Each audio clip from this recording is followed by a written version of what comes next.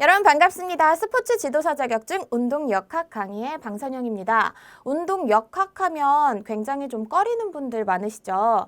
맞아요. 생리학이랑 역학 이 두 가지는요. 전공자들은 평상시에 조금 그래도 대학교 학부 때 다뤘던 내용이기 때문에 좀 쉽게 접근하는 분들이 많으신데 비전공자이신 분들 같은 경우에는 역학이나 생리학이 조금 기피 대상이 될 수 있는 거는 사실이에요. 근데 참 아이러니한 게 이게 좀 사람들의 선택 과목을 맞추려고 그렇게 나온 건지는 모르겠는데 최근에 기출된 양상을 보면 생리학이나 역학 이러한 것들이 오히려 난이도가 좀 쉬웠다 이렇게 보여져요. 그래서 너네 이렇게 해도 선택 안 할 거야? 뭐 이런 의도로 한 건지 모르겠으나 일단 난이도가 조금 떨어졌다라는 거. 근데 만약에 그런 의도라면 한 번쯤 다시 한번 쉽게 나오지 않을까. 한 번 쉽게 냈다고 한 번 다시 확 올려버리면 사람들이 선택을 하지 않기 때문에 연속으로 또 한 번 쉽게 나오지 않을까라고 조심스럽게 예측을 해봅니다. 운동 역학이라고 하는 것들 어떠한 내용들이 있는지 들어가서 보도록 할게요. 교재 보시면 운동 역학 개요가 먼저 나오죠. 그래서 운동 역학의 정의 및 의미, 운동 역학의 정의, 스포츠 현장에서 나타나는 인체 운동을 관찰하여 그 움직임을 설명하고 그 원인을 규명하는 학문이다. 이거는 뭐다? 인간의 운동, 인체 역학이라고 하는 건 인간의 움직임, 그 안에서 그 운동이 어떻게 일어나느냐 이러한 것들을 다루는 게 역학에 대한 그러한 내용이에요. 그래서 운동 역학의 용어 변천 이렇게 해서 나와 있는데요. 이 용어 변천 내용은 그냥 한 번쯤 읽어보시고 넘어가도록 할게요. 그냥 개인적으로 한번 읽어보세요. 그 다음 운동 역학의 역사, 그리스 시대 히포크라테스, 겨울에는 빠르게 걷고 여름에는 천천히 걷는다. 이러한 것들 그냥 한 번쯤 이러한 것들을 내용을 다뤘구나. 아리스토텔레스 운동 역학의 아버지래요. 우리 몰랐어요. 그쵸? 아리스토텔레스는 알았어. 근데 이 사람이 우리 아빠래. 운동 역학의 아버지래요. 이러한 것들 참고적으로만 알고 갑니다. 르네상스 시대에는 레오나르도 다빈치가 근육의 움직임을 연구했다. 그래서 그러한 그림들 있죠. 그러한 것들 한 번쯤 연상하시면 좋을 것 같고요. 갈릴레오 갈릴레이 같은 경우 근대 과학의 아버지다. 어떤 과학적인 측면에 굉장히 한 획을 그으셨던 분이기 때문에 한 번쯤 그냥 이렇게 읽고 넘어가면 될 것 같고요. 어떤 물체가 물에 떠오르거나 가라앉는 원인이 밀도에 따른 부력임을 발견했다. 부력이라고 하는 게 물에 뜨는 거를 얘기해요. 물에 뜨는 힘을 얘기하는데 이러한 것들은 들어가서 뒤쪽에서 다시 한번 볼게요. 보렐리, 현대 운동학의 창시자이다. 참고적으로 보고요. 뉴턴은 뉴턴의 3대 발견해서 빛의 입자설, 만유인력, 미적 분법 이렇게 나와 있는데요. 여기서 우리가 알아야 되는 건 뉴턴의 니은 그 두 번째 보시면 뉴턴의 운동의 3법칙이 나오죠. 운동 3법칙. 이 부분은 뒤에 가서 다시 다 자세하게 다룰 거예요. 그래서 제1법칙이 관성, 제2법칙이 가속도, 제3법칙이 작용과 반작용의 법칙이다. 이러한 것들이 있다라는 거 일단 명확히 뉴턴 같은 경우에는 알고 가셔야 되고요. 뒤쪽에 가서 예시로 다시 한번 다루겠습니다.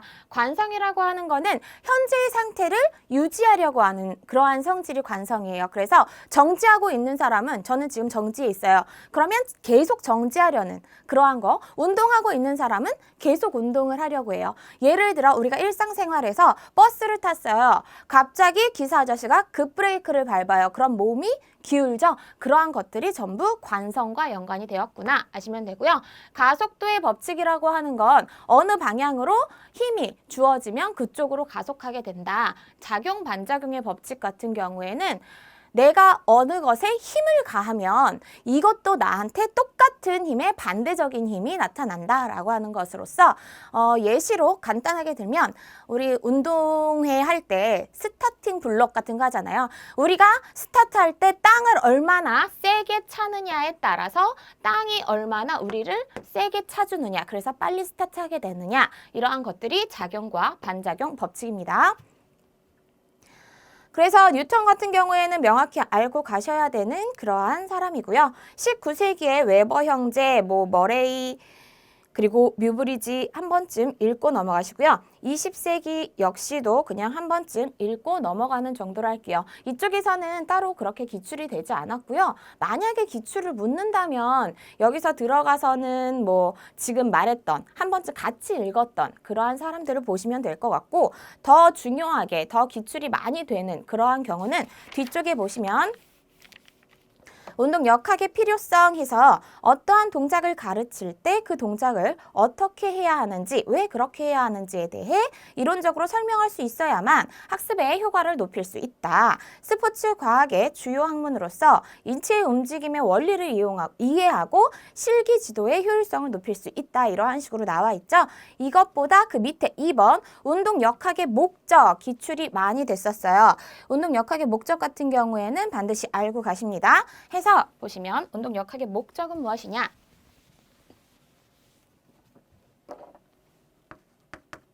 역학의 목적. 자, 다쳤어요. 조금 다친 걸 뭐라 그러죠? 경상 입었다 그러죠.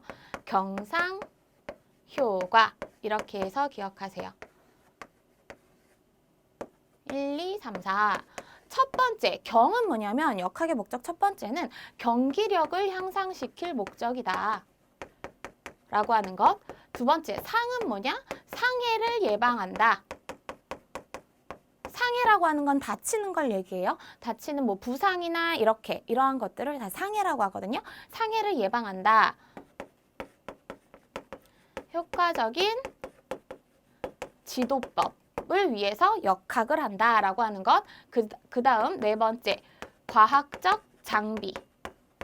과학적 장비를 개발하는 것. 이렇게 해서 보시면 되는데요. 자, 1번 교재 보시면 동작의 효율적 수행을 통하여 운동 기술을 향상시킨다. 이 부분이 경기력 향상, 운동 기술의 향상 보시면 되고요. 동작 수행 시 상해의 원인 규명 및 예방을 통해 안정성 향상을 도모한다. 상해의 원인 그리고 예방 이러한 것들 보시면 되고, 그리고 3번이 교재에는 나오지 않았는데 간단하게 밑에 써놓으세요. 효과적인 지도 방법을 위해서 역학을 한다라고 하는 것. 네 번째, 그리고 교재는 3번이죠. 위에 두 가지를 고려한 과학적인 스포츠 장비를 개발한다. 해서 왜 되게 선수들 보면 되게 세밀하게 이렇게 해서 장비들도 굉장히 나날이 발전하고 있잖아요. 그래서 기록도 선수들의 기록도 예전보다 그 세계 신기록도 깨지고 올림픽 신기록도 깨지고 이러한 것들이 다 장비가 조금씩 발전하기 때문이에요. 그러한 것들 아시면 될 것 같아요. 운동 역학의 연구 내용 보시면요. 운동 역학에는 운동 동작을 분석하는 기기 개발과 운동용 기구의 개발 등이 포함된다.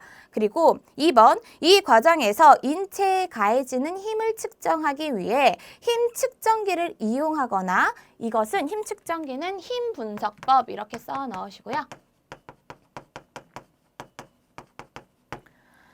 그 다음 근전도 검사를 활용함으로써 근육의 활동 상태를 측정하기도 한다. 이러한 것들을 근전도 분석법, 근전도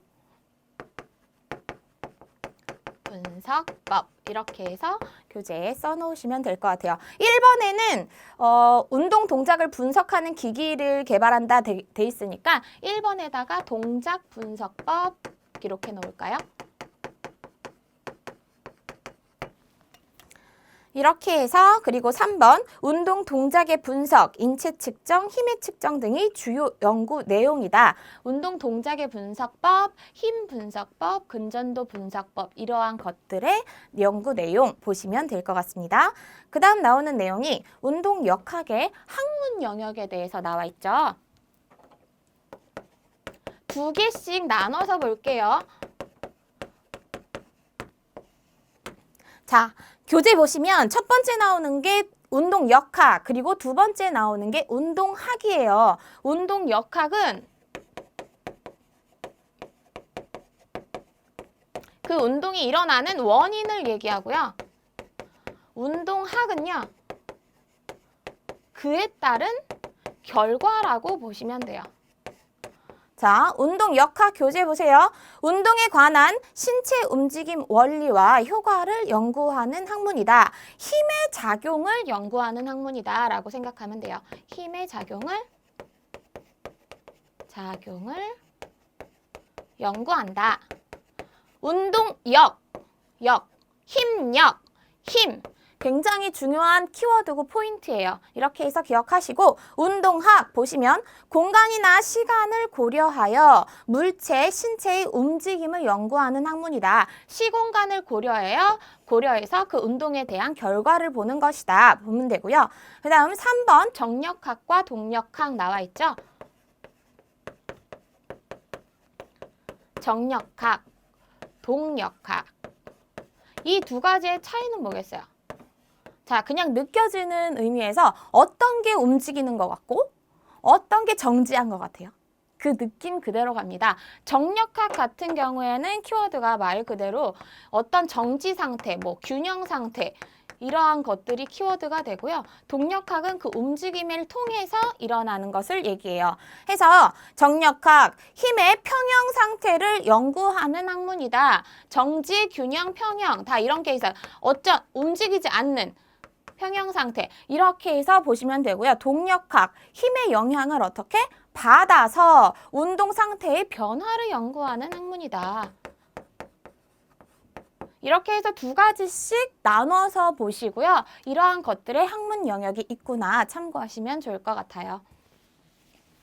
자, 다음 내용 보시겠습니다. 여기서 문제가 출제가 된다면 이 뒤쪽이 앞쪽보다는 좀 더 가능성이 높아요. 기출 포인트 보셔도 아시겠죠? 운동 역학에 연구해서 2015년, 16년, 17년, 19년까지 연속적으로 계속적으로 뭐 한 해 걸렸어요. 계속적으로 나오고 있고 운동 역학 학문 영역이나 정력학의 범주 이러한 것들이 계속적으로 나오고 있다라는 것. 그래서 이 부분만 제대로 알아도 한 문제는 알 수 있구나. 이렇게 보시면 될 것 같고요. 그 다음 운동 역학의 이해 들어가서 보겠습니다. 해부학적 기초, 인체의 근골격계. 근골격계, 골격을 서로 연결하여 운동을 돕는 골격근개의 근육과 골격을 아우르는 말이다. 이렇게 해서 나와 있죠. 근육, 골격이 움직일 수 있는 것은 관절이 있기 때문인데 이 관절을 유기적으로 움직일 수 있도록 해주는 것이다. 골격근개의 근육은 힘줄과 연결하거나 직접 관절 등의 뼈에 붙어서 탈락을 방지하고 힘을 주어 운동할 수 있도록 해준다. 이러한 것들 그냥 한 번쯤 보시면 되고요. 이러한 것들은 생리학에서 오히려 조금 더 중요하게 다뤄지겠죠. 해부학적 자세와 방향 용어 들어가서 보겠습니다. 해부학적 자세가 뭐냐? 기출이 된 적이 있었어요. 해부학적 자세는 어렵지 않아요. 한 번만 딱 보면 알아요. 양쪽 발꿈치를 붙여요. 양쪽 발꿈치를 뒤쪽을 붙이고 발끝을 약간 외측으로 벌린대요. 이 말인즉슨 발 뒤쪽은 붙이고 앞은 약간 벌리라는 소리예요. 그리고 첫 번째 손바닥을 앞쪽으로 한다. 앞쪽으로 향하게 한다.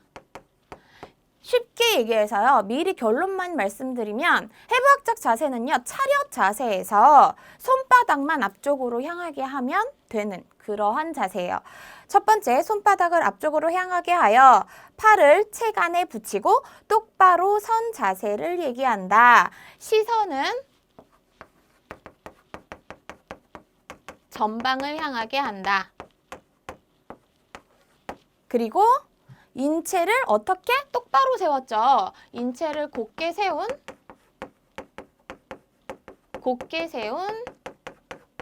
직립 자세. 이러한 것들을 키워드로 보시면 되고 그리고 기출 포인트 보시면 각 분절의 운동축과 운동면은 해부학적 자세를 기준으로 한다. 운동축과 운동면은 뒤쪽에서 다시 볼 거고요. 이러한 것들은 해부학적 자세를 기준으로 한다라고 하는 것 참고적으로 보시면 될 것 같아요. 이 해부학적 자세가 별거 아니죠. 그냥 차렷 자세에서 제가 지금 해부학적 자세를 여러분께 취하고 있어요. 손바닥을 정면으로 향하게 해서 발꿈치를 붙이고 약간 벌린 상태에서 똑바로 선 시선은 정면. 이렇게 해서 기억하시면 될 것 같습니다. 그 다음 방향 용어가 나와 있어요. 방향 용어는요, 여러분 이거 딱 2개씩 비교해서 보시면 되는데요. 어렵지 않아요. 몇 개만 조금 빼고 헷갈리는 거는 전혀 없어요.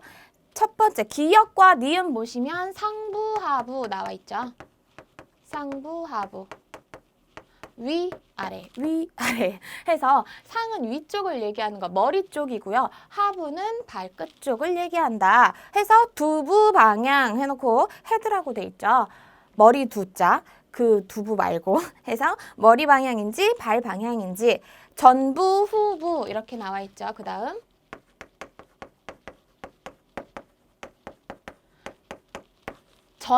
전은 앞전자예요. 그쵸? 앞쪽을 얘기하는 거고요. 뒤후자예요. 그래서 뒤쪽을 얘기해요. 여기는 앞쪽은 복부라고도 하고요. 뒤쪽은 배부라고 하기도 한다. 이 전부, 후부 이렇게 나와 있으면 조금 쉬울 텐데 복부는 알죠? 우리 복근 이렇게 얘기하잖아요. 그래서 복부, 배 쪽, 앞쪽을 얘기하는 거구나. 후부, 등, 배자, 배근력 이런 거 아세요? 우리 학창시절에 이렇게 해서 뒤쪽을 근육, 등, 배자를 얘기하는 거거든요. 그러한 것들을 얘기한다라고 하는 것 한 번쯤 아시면 될 것 같아요. 앞방향인지 뒤방향인지. 그 다음 내측, 외측 이렇게 나와 있어요. 외측. 내측, 외측은 우리가 측정한다. 측정. 해서 측정, 정중 시상면이 기준이 된다라고 보시면 되고요. 어떤 인체의 정중 시상면, 그 중심선 방향이 내측이에요. 이 정중 시상면이라고 하는 거는 인체를 좌우로 이렇게 나눴을 때 딱 가운데를 얘기하는 거거든요. 그 정준선에 얼마나 가까우냐, 가까우면 내측이고요. 그리고 그것에서 멀어진다, 중심선에서 멀어지면 외측이에요. 해서 정중 시상면, 키워드 이렇게 잡으시면 되고요. 그 다음 근위와 원위 나와 있죠. 근위, 원위는 우리에게 지금 공부하다가 위기가 생겼어. 위기가 생겼어. 그럼 안 되죠.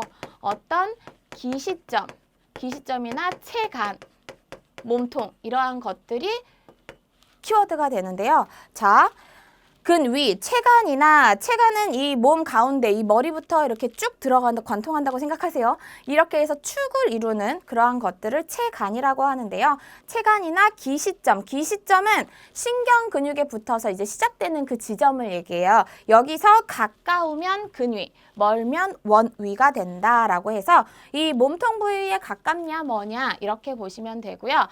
이 두 개 다 뭐 어떤 가깝냐 뭐냐, 내측 안쪽이냐 시상면에서 정준선에서 뭐냐 이런 건 알겠지만 만약에 이게 이 교재에 나와 있는 이 풀이대로 나오면 근위가 정중시상면인가 내측 외측이 기시점이랑 체간인가 이렇게 헷갈릴 수 있다라는 거죠. 그래서 우리는 측정, 위, 기 이렇게 해서 키워드를 잡는다 보시면 될 것 같습니다.